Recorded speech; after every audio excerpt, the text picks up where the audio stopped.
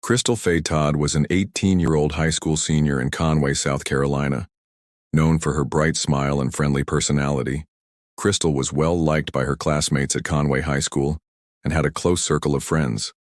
She was a cheerleader, a good student, and had her whole future ahead of her. On the evening of November 17, 1991, Crystal went to a party with her friends and never made it home. Her mother, Bonnie Faye Todd, became alarmed when Crystal failed to return by her midnight curfew. After a few hours of silence, she contacted the police and began calling her daughter's friends. No one had seen or heard from Crystal since she left the party. A missing persons report was filed, and within hours the town of Conway began a frantic search. The next morning, Crystal's body was found on the outskirts of town, near a remote wooded area. She had been stabbed multiple times and showed signs of a violent struggle. The brutality of the crime stunned the community. Police began questioning everyone who had seen Crystal the night before, including her longtime friend and classmate, Ken Register. Ken was one of Crystal's closest friends, someone she trusted deeply.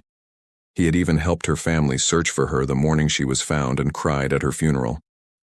He told investigators that he had last seen Crystal at the party and then went home afterward. At first, nothing about him raised serious suspicion.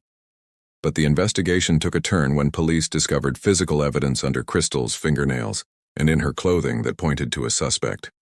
DNA testing, which was still relatively new in the early 1990s, revealed a match to someone close to the victim. When the results came back, they confirmed the presence of Ken Register's DNA. Ken was brought in for questioning again.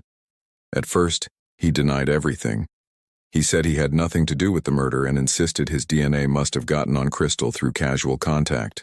But the forensic evidence was too strong. Eventually, Ken confessed. He told detectives that Crystal had rejected his romantic advances, and in a sudden fit of rage, he attacked her. He had driven her to a remote area and stabbed her multiple times, then fled the scene. His confession shocked the town. No one could believe that the charming, quiet young man who had grown up with Crystal could commit such a brutal act. For the Todd family, the betrayal was almost worse than the crime itself.